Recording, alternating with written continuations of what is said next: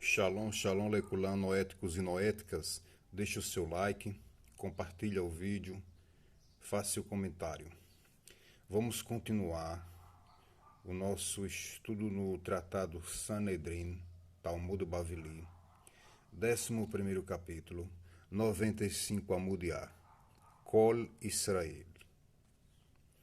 A Gemara traz uma beraitá que lista outros indivíduos que, assim como Avishai, cruzaram distâncias enormes com rapidez.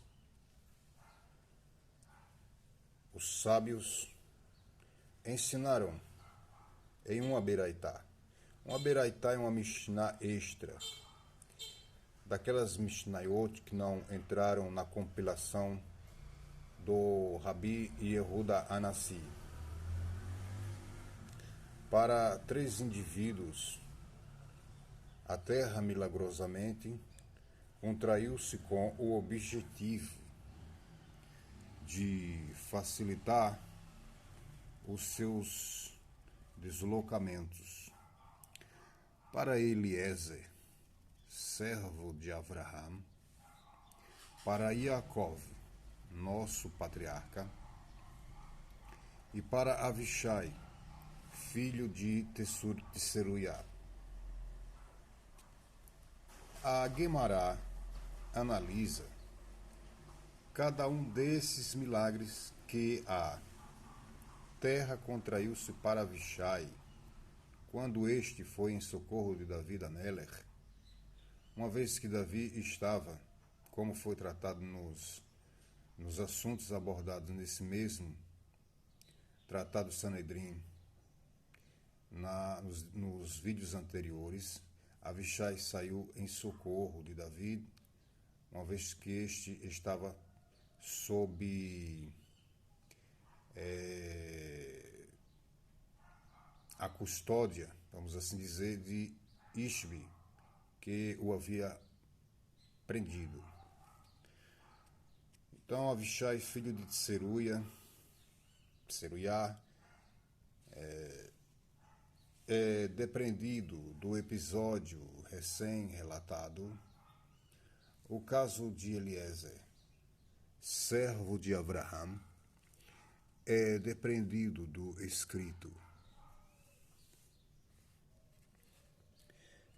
Em Bereshit 24, 42. Bereshit 24, 42. O que consta lá? Eu cheguei hoje à fonte, implicando que ele saiu de Canaã e chegou a Aram no mesmo dia. Avraham enviou Eliezer para Aram Naharaim, na Mesopotâmia. Aram Naharaim, local de seu nascimento, sabendo que Avraham era de Ur-Kasdim, mais precisamente da cidade de Ur-Kasdim, com a missão de procurar uma esposa para o seu filho Yitzhak. Aram Naharaim ficava muito longe da morada de Avraham em Canaã. No entanto, quando Eliezer chegou ao seu destino e contou à família de Rivca qual era a sua missão, ele disse: eu cheguei hoje à fonte, implicando que tinha chegado ali no mesmo dia em que Avraham o enviara. Otaná inferiu disso que Eliezer deve ter merecido que a terra se contraísse para ele, pois, de outra forma, não poderia ter feito tal jornada em um único dia.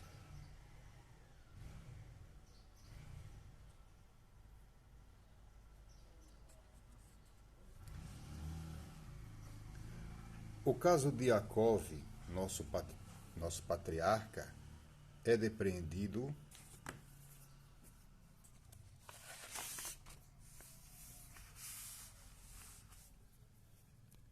do escrito.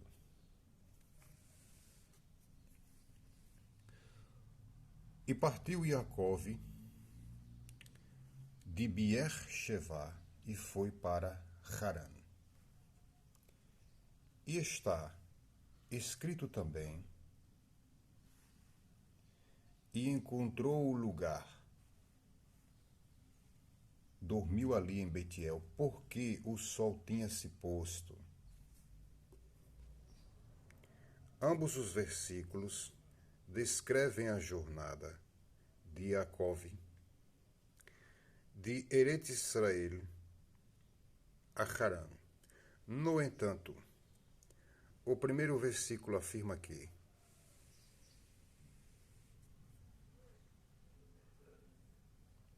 Yaakov chegou a Harã, uma terra que ficava muito além das fronteiras de Eretz Israel. E o versículo seguinte afirma que ele chegou a um lugar que mais tarde chamou de Betiel. Claramente, dentro das fronteiras de Israel. As afirmações dos versículos são, portanto, problemáticas, pois se Yaakov já tinha chegado a Harã, como poderia parar depois em Betiel, Rashi?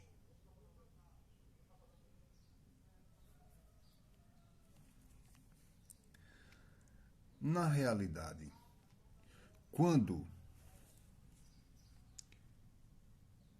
Yaakov chegou em Harã, ele disse para si mesmo: como posso ter passado pelo lugar em que os meus pais rezaram, ali, em Betiel?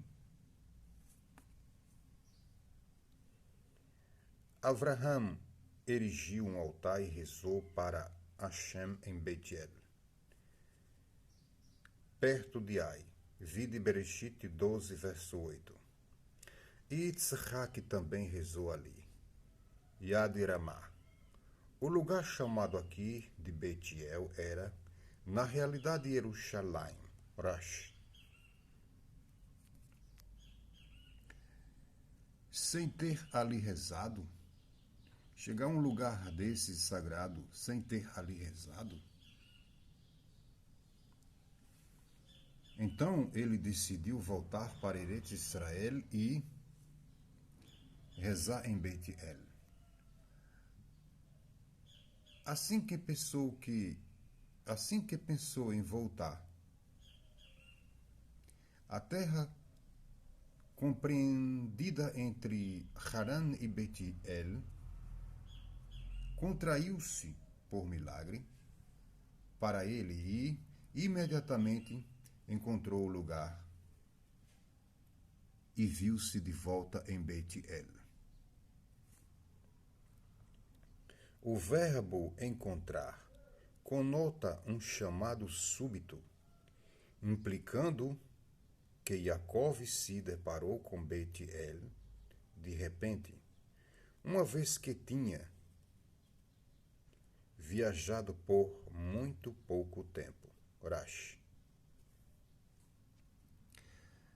A Guemará analisa melhor o termo vaifigar, alternativamente. De acordo com o mestre do Rashi e o Gra, a digressão do fluxo da discussão atual apresentada a seguir deveria ter sido deletada do texto da Guemará.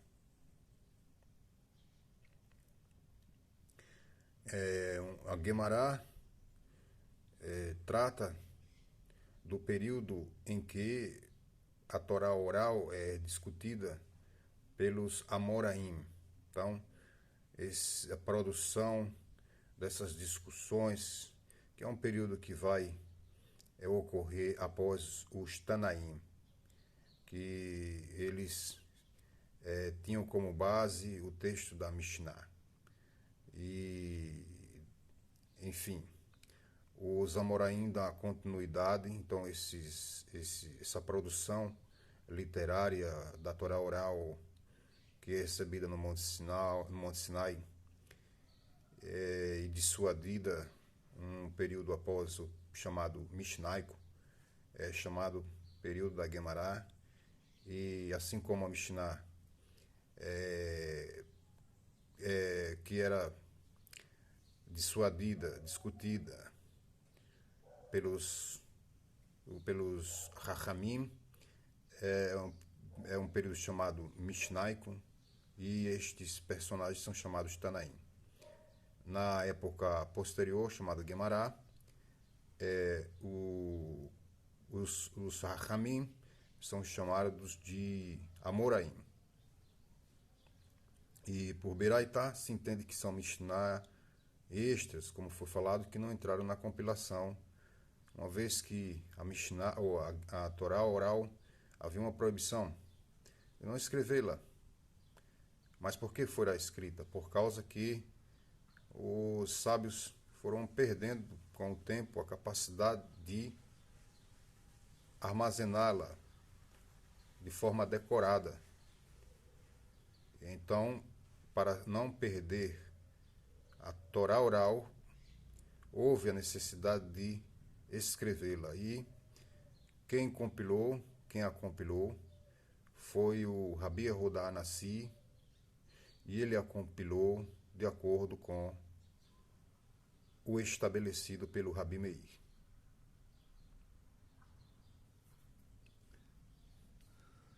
A Guemará analisa melhor o tempo Vaífiga. Alternativamente, o termo Peguiá, que consta como Vaífiga, e encontrou nesse versículo, não denota outra coisa além de reza. Pois está dito em Miarro 7,16,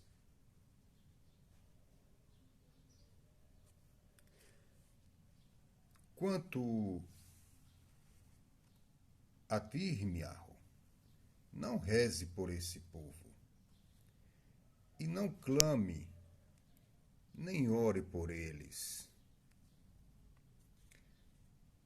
nem Tifigá, reze implorando para mim. Na época de Irmiarro, muitos judeus que viviam em Jerusalém acreditavam que se salvariam da invasão por acharem que a proximidade do templo sagrado, o Beit HaMikdash de Hashem, os protegeria. Hashem, no entanto, avisou Irmiarro que eles estavam errados, que se as pessoas continuassem a pecar, ele realmente faria com que Jerusalém e o templo fossem destruídos. No presente versículo, Hashem diz a Irmiarro que é inútil tentar fazê-lo, alterar o seu plano, rezando. Pois se o povo não mudasse de atitude, Jerusalém seria destruída.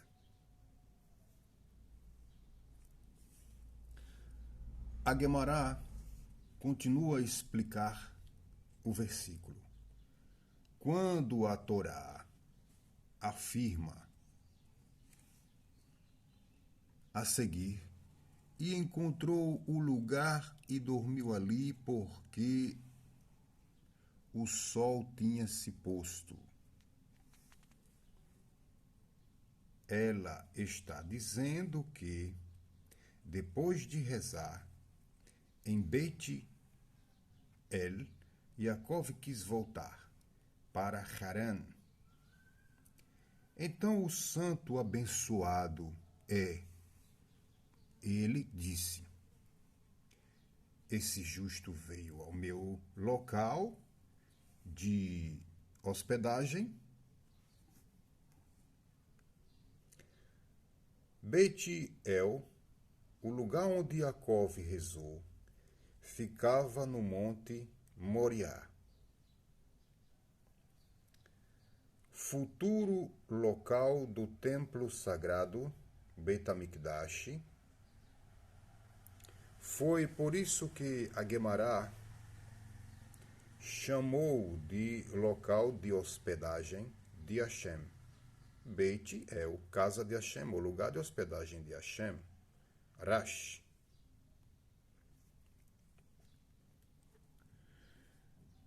Como pode ir embora sem pernoitar?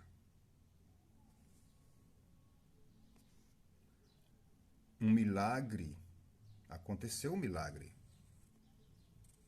Imediatamente ocorreu um milagre e o sol se pôs, forçando Jacove a passar a noite ali.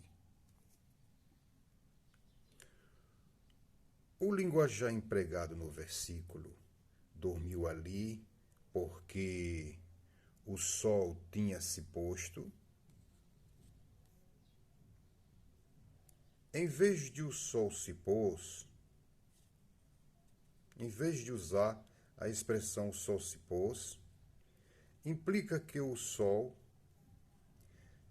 pôs inesperadamente e que Jacove planejara viajar de volta a Haran, mas foi impedido de ir pelo fato de o sol ter se posto antes da hora. Rash.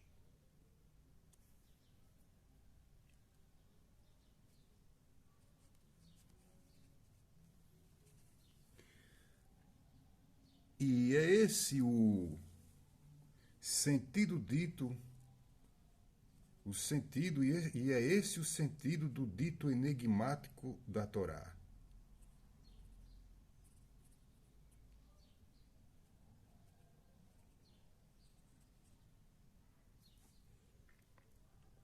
Em Bereshit 32, 32.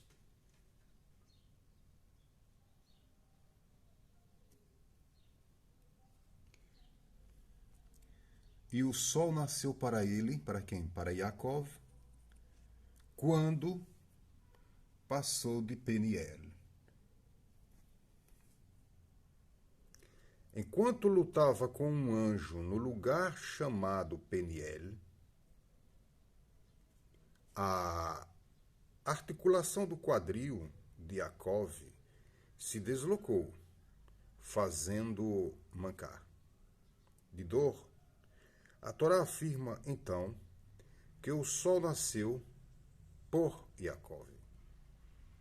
O significado dessa afirmação a Guemará explicará a seguir.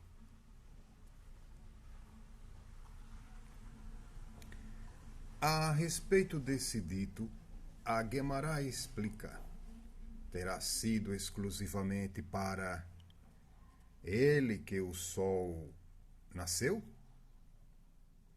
Ele nasceu para todos. Ele nasceu para todo o mundo. Mas, disse o Rabi Itzhak, o que o versículo está indicando é que o mesmo sol que se pôs antecipadamente por ele em Bet-El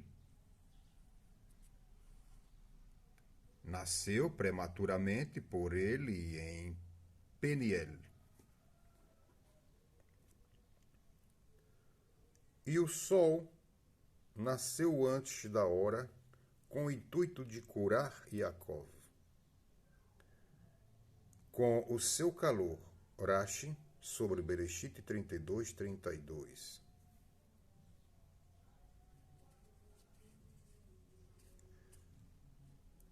A Guemará pergunta: A respeito da punição do rei Davi por seu papel no massacre de Nove, e de onde é sabido que os descendentes de Davi foram eliminados.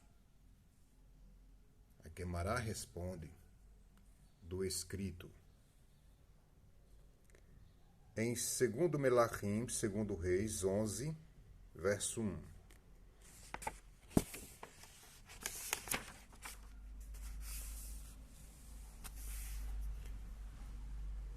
Onde consta, onde está escrito: e Ataliá, mãe de Ahaziahu, vendo que o seu filho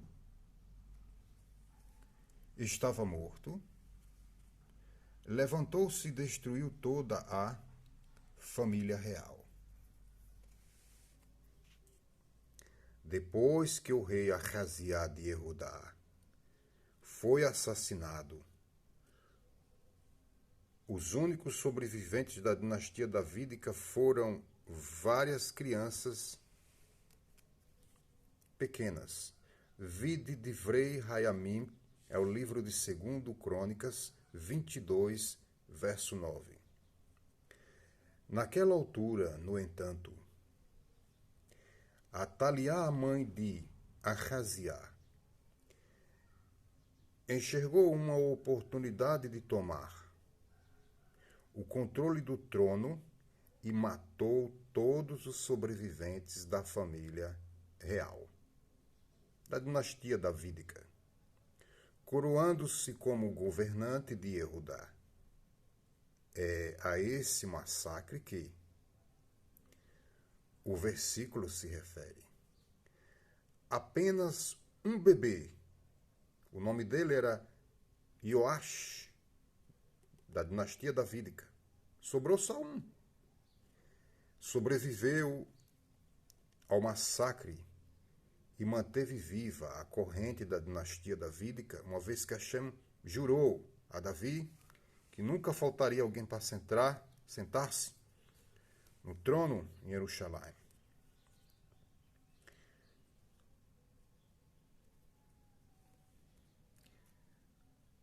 A Guemará objeta: mas Ioash sobreviveu para perpetuar a dinastia de Davi, mesmo depois do extermínio de Ataliá. Por que então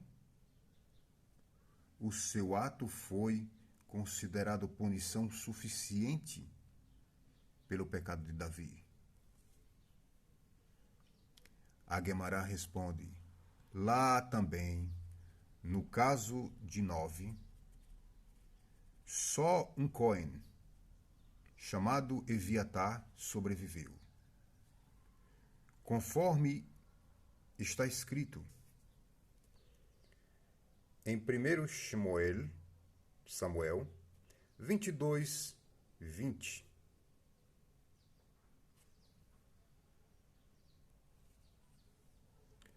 Onde está escrito: um filho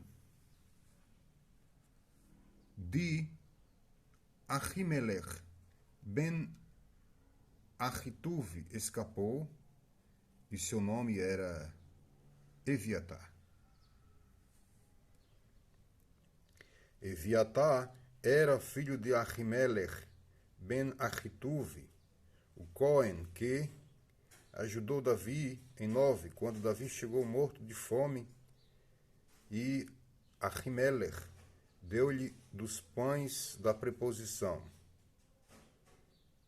aqueles pães sagrados que ficavam na mesa, que ficava no Beit HaMikdash, que só podiam ser comidos pelos Kohanim. Foi dada a Davi a Melech por uma questão de pikuach hanefesh, para manter a vida.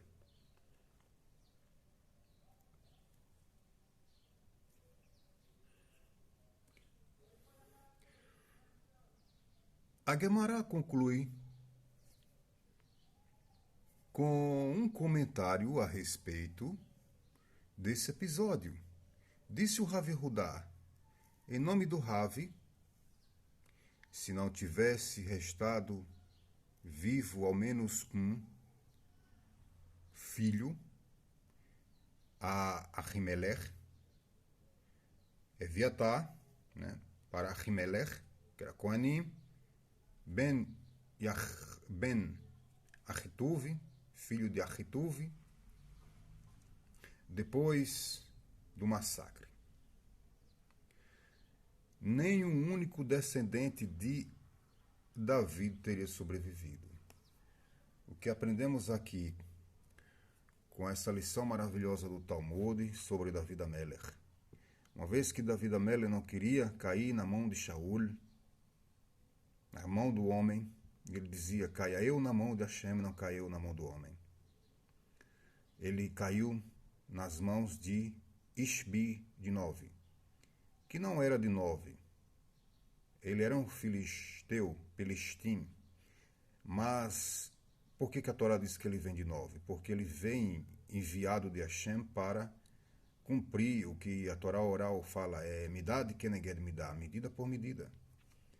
Assim como ele expôs os Kohanim de Nove, pedindo socorro para eles, uma vez que Doeg fez um Lashon Hará, falando para Shaul sobre a ajuda dos Kohanim de Nove, Davi foi responsável por Doeg não ter entrado no mundo vindouro, pela morte de Shaul e pela descendência de Shaul ter sido exterminada.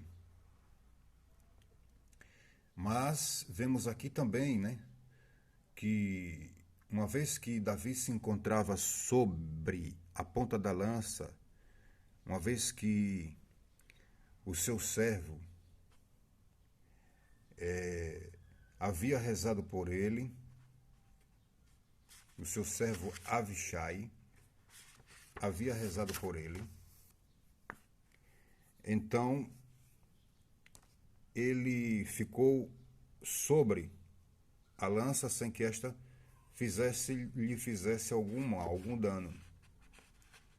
Mas para sair de sobre a lança sem machucar-se, Avishai filho de Tseruiá, teve que fazer uma outra menção do nome divino para que ele saísse de sobre a lança sem que lhe ocorresse algum dano. Mas Avishai disse, reze Hashem mude, peça para que você sofra, que sua descendência sofra no seu lugar, porque não é bom sacrificar o presente em detrimento do futuro. Mas aqui vemos que, como a realeza e o sacerdócio tinham que ter continuidade, apesar que dos erros que Davi Amelech cometeu, Hashem mostrou sua misericórdia para com ele, porque conhecia o coração de Davi, que era um coração contrito, um coração que fazia chuvar para Hashem. Então, Hashem permitiu que sobrasse o descendente, filho do Kohanim, Ahimelech, a saber, o nome de seu filho, que havia sobrado Eviatar. E por ele ter sobrado, por Eviatar ter sobrado, que o texto do Talmud de Sanedrim está falando aqui, por Eviatar ter sobrado do massacre, e a partir dele vem a continuidade dos Kohanim, para restabelecer, uma vez que a população total dos Kohanim que moravam em Nove foi exterminada, sobrando só Eviatar. Daí, a partir dele, e por ele ter sobrado, sobrou um descendente chamado Ioás, que dá a continuidade à dinastia davídica. Então, vemos que temos que pensar nossas ações, porque uma hora ou outra